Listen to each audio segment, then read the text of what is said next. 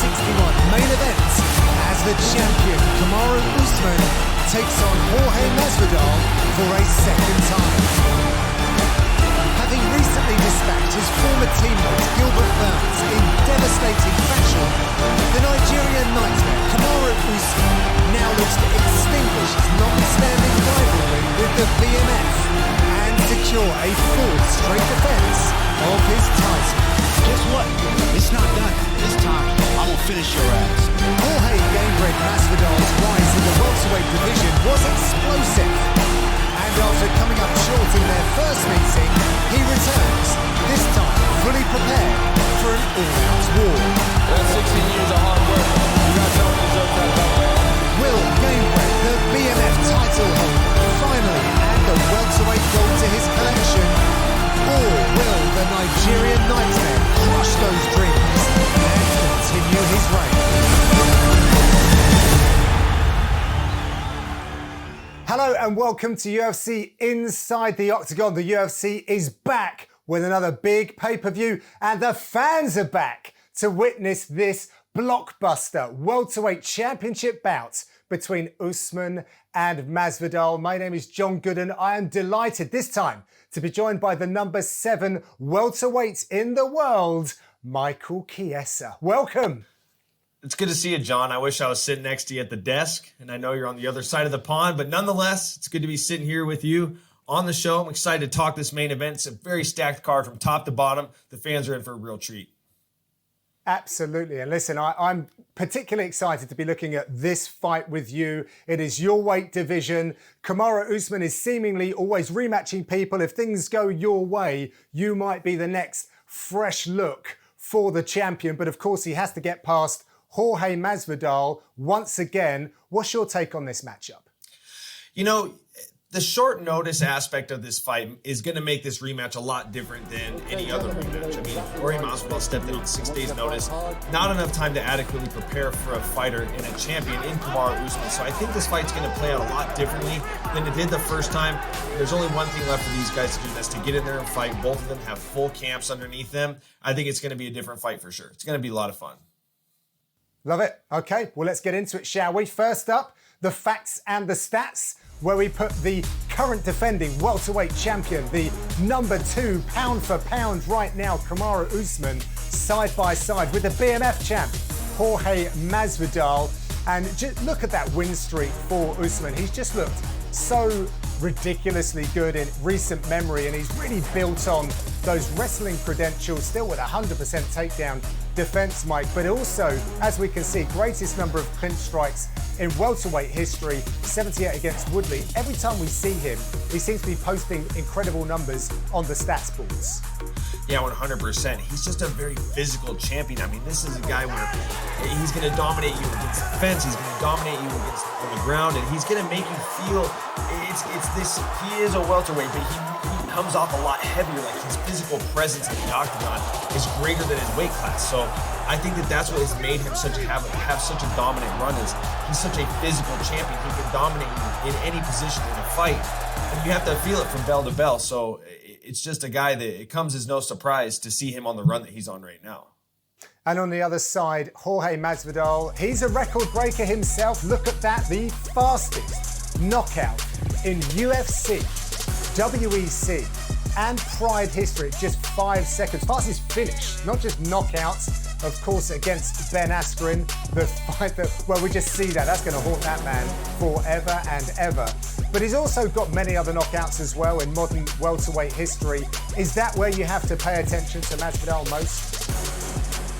Yeah, and that's where he's most dangerous. I mean, he's a huge threat with his stand-up, and he's always had this certain level of gamesmanship, hence the name Gamebred. I mean, he's so good with his hands. He's been in any type of fight a fighter could possibly be in. He's been in close contested fights. He's been in knockdown, drag-out brawls. He's been in grappling matches. He's been in wrestling matches. He has seen it all in the fight game. So it is very evident that his biggest threat is going to be in his striking for sure. Well, one thing he has seen before is, of course, Kamaru Usman. They fought one another at UFC 261. The champ obviously won on that night. Things are a little bit different, but I think we'd be remiss if we didn't start right there. So, what went down when they fought on Fight Island? Well, I mean, right off the get-go, Jorge Masvidal came out very hot, and I think that is what you have to do when you're coming in on such short order, and Jorge has that particular skill set, like we just touched on, the stand-up. That is his biggest threat that he poses to his opponents, is his striking capability. And so given the six days he had to prepare, he can't wait to use his best weapons in the later rounds of the fight. He has to come out hot. He has to come out fast. And that's essentially what he did. He came out throwing big combinations, lots of heavy and fast kicks, and they resulted on getting him floored, with a takedown in about 20 seconds. So, he had to kind of throw everything but the kitchen sink from the get-go in the first fight with Kamaru Usman. And after the first round, Kamaru kind of took over from there, as I kind of expected him to if Jorge didn't get the finish. So Jorge did what he was supposed to do and what he had to do to give himself the best shot at winning in that first fight. Mike, what do you think Kamaru Usman learned from facing Jorge Masvidal at UFC 251? I don't think that there was a ton of takeaways for Kamaru Usman. I think the biggest thing that he learned is he got to pick up on a little bit of Jorge Masvidal's nuances in his timing and his speed. I think he got to experience that. And I think that's going to be key going forward. But for the most part, he just did what he does best. He made it a very physical fight. He pinned him on the fence, used his physicality, used his takedowns, used his wrestling, used the bread and butter that he's had through this whole title reign. And it was very effective. I mean, he shut him down darn near from bell to bell. But I would say that the biggest thing that he learned is you just got to see a little bit of that timing and that speed and feel a little bit of that power from Jorge Masvidal. And listening to Jorge Masvidal, he wasn't overly impressed with Kamaru Usman. And of course, he can fall back on the fact that it wasn't a full camp Jorge Masvidal, if you like. But what do you think that he learned from their first encounter? Well, that's the person that learned the most from this fight. I think that Masvidal learned a lot about what it's like to feel Kamaru Usman's presence. Like, he got to experience what Kamaru does best and what's going to be his best weapon headed into this fight. So I think that is what he learned the most, is he got to experience the full set of skills that Kamaru brings to the table. And he might have been on the short end of it, but he got the most takeaways. And I say that in a sense because he only had 6 days to prepare. So it's like he got to feel the best version of Kamaru Usman, but Kamaru didn't get to feel the best version of Jorge Masvidal. So I feel like that's going to be something that's going to be his ace in the hole, in a sense, is the fact that Kamaru didn't get to experience Jorge Masvidal at his 100% best. Okay, right. Well, let's stick with Jorge, the challenger in this instance then. And you said at the top of the show that it was going to be a very different looking fight. So you got to imagine Masvidal's strategy coming into the first fights looks quite different to what it does now. And as you say, he learned some lessons as well. So how does he start the first couple of rounds against the champ? I think he can be a lot more patient. And I think that, like I said before, he had to come out and throw everything but the kitchen sink.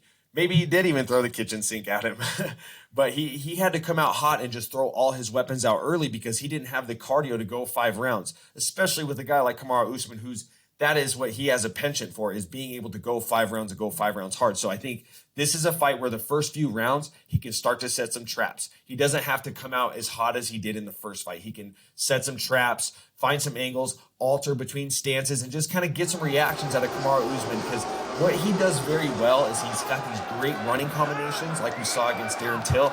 And in order to be effective with those, you have to set traps. And I think that given the full camp, it's going to give him the opportunity to have a little bit more patience to get through the first couple rounds, kind of see what Kamaru's tendencies are when he starts to throw some of these feints and these feints and start to set some of these traps to draw these reactions out of Kamaru Usman, to give him the opportunities to land these great running combinations that he's very effective with. So I think that that's going to be a key for him in this fight, is you got to be a little more patient and you got to set some traps, create some openings to land those effective running combinations that I feel like are his best path to victory. Do you feel like he kind of completely exposed himself in those first couple of rounds to Kamaru Usman when they fought first time? And what's the problem with letting it all out there so early on? I definitely think that he let all his cards show. Just even in that first round, I mean, he kind of showed his whole hand. And I think it's going to be important for him in this fight granted, Kamaru, both of these guys know what they're good at. They fought each other. There's a lot of film on one another, and you kind of know what each guy, you know what to expect from each guy, but I feel like he can keep his cards closer to his chest in terms of when he can start to throw these combinations at him, and when he can time these kicks, and when he can start to use these weapons that he's been working on. I mean, I hate to beat on the fact that he had only 6 days to prepare, but that's pretty vital when you're going into a world title fight. So I think just given the extra preparation, it's going to give him the opportunity to be a little more patient this fight. Okay, right. Well, let's take a look at the champ then. And he came into mixed martial arts with a credentialed wrestling background, but under the watchful eyes of Henry Hooft and more recently Trevor Whitman, his striking has gotten better and better and better. And he has one of the more educated jabs in the game right now. That is going to be absolutely vital for him against such a wonderful striker like Masvidal. Well, the jab, John, the jab is your path to any type of offense, any type of defense, any type of beginning sequence towards a knockout, or even if you're being hurt and it's a good evasive tactic, you can work behind the jab for any type of scenario in a fight. And that's something that Kamaru does very well. He's worked that jab extensively, and that's definitely a niche in Trevor Whitman's coaching style. And I think that this growth that we're seeing from Kamaru Usman is coming from this one-on-one time that he's getting with Trevor Whitman. He comes from a great camp before. I mean, Henry Hooft is a phenomenal coach. They have a huge stable of guys down there, but it's hard to get that individual attention to make the types of improvements that Kamaru has. And you can tell that, granted, he cut his teeth with Henry Hooft, and that team got him to a world title reign, and it got him to the position he's in now. But he knew that he had to grow and he had to separate himself from the pack. I think maybe part of that had to do with having to fight a former teammate. Maybe that's what sparked the move to go to Trevor Whitman's. But you can tell that individual one-on-one attention to detail that you get with Trevor Whitman, I think that's where we're seeing this growth in Kamaru Usman's stand-up. So I think the jab is going to play a huge role in this fight. And it wasn't even a part of the equation last time. This is a new type of problem that Jorge's going to have to deal with. And it's a very big problem because a fighter with a very effective jab is a very, very dangerous fighter. And Mike, if you really want to peak that evolution, you've only got to look as far as that Gilbert Burns fight, where what he did out of both stances was sensational. Yeah, absolutely.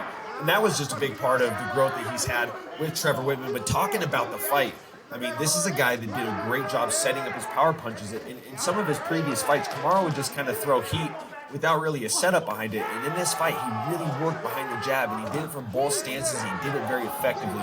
He caught him with a really, really stiff, clean right jab. And ultimately, that being his power hand and being able to be comfortable from that southpaw stance, using your power hand as your lead hand, just led to that sensational finish against an ultra-tough Gilbert Burns. So that evolution in his striking game is going to be a big key in this rematch with Jorge Masvidal. I mean, this is something that Jorge, he saw it in the Burns fight, but he didn't have to deal with it. So I think that that is probably one of the biggest things that he's going to have going for him in this rematch.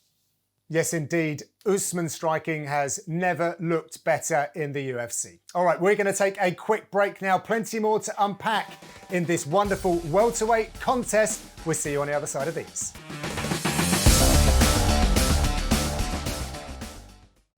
Welcome back to UFC Inside the Octagon, where we are breaking down the welterweight championship fight between Kamaru Usman and Jorge Masvidal. In part one, we took a look at their first meeting, which Jorge Masvidal did take on 6 days' notice, but Kamaru Usman definitely imposed his will and was the runaway victor. But since then, we've seen him get even better against Gilbert Burns, and Jorge Masvidal definitely will be coming into this one very different from a strategic standpoint, because he does, of course, have a much more full camp from which to work. Now, Michael Chiesa, I'm going to tread very delicately here as we discuss the grappling of Jorge Masvidal, because it is an underrated part of his game, which you know about. I'm sorry I had to throw it in there. Hey, no, it's totally fine, John. Look, if there's one guy you want to get your first pro loss from, it's Jorge Masvidal. So I'd rather have it be him than anybody. But that is one thing that he really surprised me with in that fight. I did not think that he would be able to keep up with me on the ground.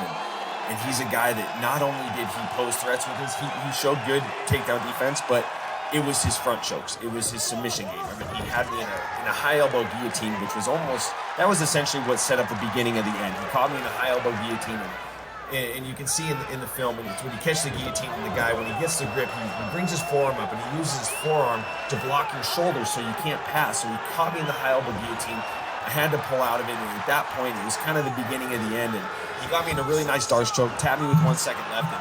And I know the Darce choke is something that he learned from his teammate, Dustin Poirier, who's also very good at it as well. But that just goes to show, the American Top Team camp in general, it's a grappling-based camp. They got a lot of well-rounded guys, but a lot of them have good submission credentials. And I remember when my coach was in China cornering one of my teammates, and he saw Ricardo Laborio after the fight, and they got to talking.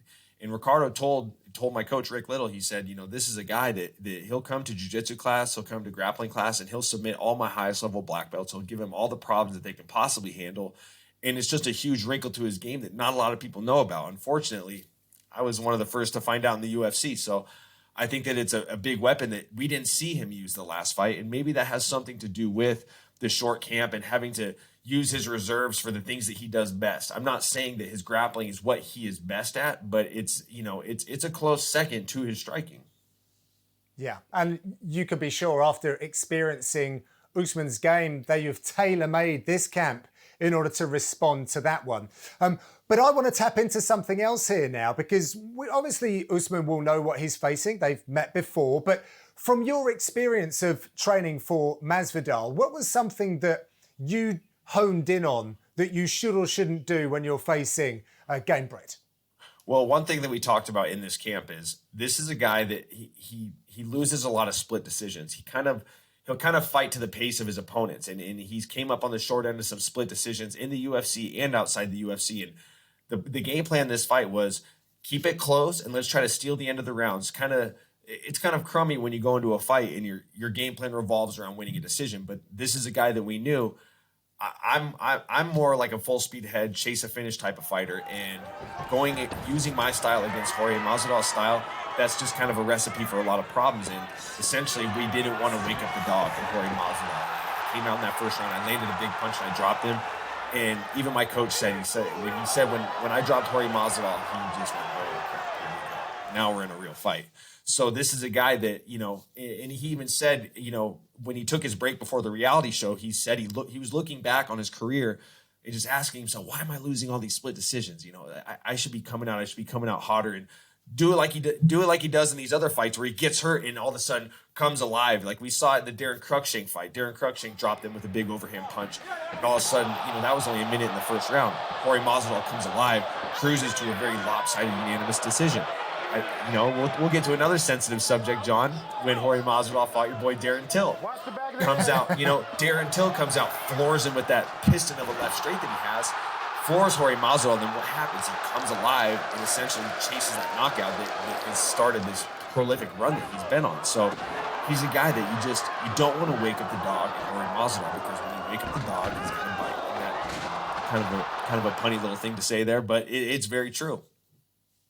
So what does that mean for Kamaru Usman? Because listening to Masvidal, he was saying that he never thought that Usman was being particularly mean. And maybe that's the thing. Maybe you laid it out, and that's what Usman did first time around. Perhaps he spoke to Rick, your coach, and just said, "Hey, coach, what did you guys make of this one? How should I approach it?" Because it seems like Masvidal wasn't particularly upset with the way that fight was going, and the monster in him wasn't awakened. No, it wasn't at all. And I think in order to bring that out of Jorge Masvidal, you got to sting him. You got to hit him with a hard punch. You got to drop him and rock him. And that's what wakes up the dog in Jorge Masvidal. And I can't, with the bad blood going on between these guys and the improvements that we saw in Usman's stand-up game between, the Burns fight sandwiched in between these two fights, I'm not convinced that Kamaru Usman's going to come out and play it safe. I have this feeling in my guts that Kamaru's going to want to come put a stamp on this guy. He's going to want to use this jab and use this new improved stand-up game that he's developed to really put Jorge Masvidal out. The risk you run into is if you hurt Jorge Masvidal on the feet, you're going to wake him up, and it can pose a lot of problems for the champion. Great stuff, Mike. Thank you very much. I've got a couple of questions to follow up with you. Less technical, if you like, but I've got to question the motivation for Kamaru Usman to gift this opportunity, really, to Jorge Masvidal when there are a bunch of you other contenders that are vying for a fight at the gold. So why, in your opinion, did Usman beckon on Masvidal for a second time? I think that he's giving, first and foremost, Kamaru Usman's the A side. He kind of gets to pick who he fights, and he's got a lot of great contenders sitting in the fringes wanting to fight him. But the fact that the narrative with that first fight being that, Jorge Masvidal only got a 6-day camp, and that's not even a camp. He just got 6 days notice. And Jorge's a guy that stays in the gym, he stays active, and he was preparing to potentially fight him that first time. He had Bo Nickel and other guys from Penn State down at American Top Team, and he was gearing up to fight Kamaru Usman, and they went a different direction with Gilbert Burns. So he stayed in the gym and he was helping his teammates. But there's a stark difference between training to help your teammates and training to stay sharp and training to be in training camp. And I think that that's the big storyline that a lot of people harp on. And I think that that's why Kamaru Usman wants to go out there, give him another fight, even though, Jorge Masvidal didn't, I wouldn't say he didn't earn the right to get this fight, because you know what? He stepped in on 6 days notice and essentially saved the day. This is something he should be rewarded with. It sucks for guys like me, sucks for guys like Wonderboy Thompson and Leon Edwards and all these other guys, but Jorge did step up on short notice, and it is fitting that he gets to go back into this, get into this fight again and get a rematch. And I think it's also part of Kamaru Usman's mentality, where he's got that. He's been watching The Last Dance with Michael Jordan often. You can tell, because it's things that Jorge Masvidal is saying that's getting under his skin, that triggered him to say, you know what, I'm going to give you a full camp so you have no excuses, so I can shut you up for good. So I feel like that's the motive for Kamaru Usman, and I can respect that. Do you think on the other side that Masvidal, given his age, the number of fights that he's had, where he's at in his career right now, do you think this is like the final opportunity for him to get his hands on that welterweight gold? There's a lot of variables to that question, John. I mean, look at Michael Bisping. This is a guy that there's been a few times where he's been right on the brink of getting that title fight and came up short in those pivotal fights. But, this sport takes crazy twists and turns that nobody could expect. But unless Jorge Masvidal can go out there and win, I think that it's safe to say that this could be his last one. I mean, if he loses this fight, he's going to have to string together at least 2 wins against guys in the top of the heap at 170 pounds. So that's really tough to say, but I think it would be a good mentality to have going into this fight, that is do or die. If I'm Jorge Masvidal and if I'm his coaches, I'm not thinking like, hey, if we come up short, we can just work our way back up to another one. I would think that this is do or die. You got to win this fight, because it's going to be a lot harder to get here than it was before. So, it could potentially be the last title fight for Jorge Masvidal, but he could still go out and win this thing, So he goes out and wins, he's the champion. And then there's a whole other laundry list of what ifs that could go on. So it's tough to say. They still got to go out and fight. I think that's what's most important, is we can't focus on what's next for Jorge Masvidal in the loss. We can't focus on what comes for him if he wins, and that goes for the champion as well. These guys got to fight, and we'll see how the cards fall after that. Love it. Mr. Chiesa, thank you very much for your expertise and insight. It is a big one at 170. It is for the gold, for the popularity, to set the record straight. Full camp on both sides, fans in the building, and it will follow 2 other title fights as well. Unbelievable scenes await us. Thank you very much for tuning into this episode. Keep the conversation going using the hashtag Inside the Octagon. Tweet at UFC Europe. Enjoy the fights, my friends, and we'll see you next time.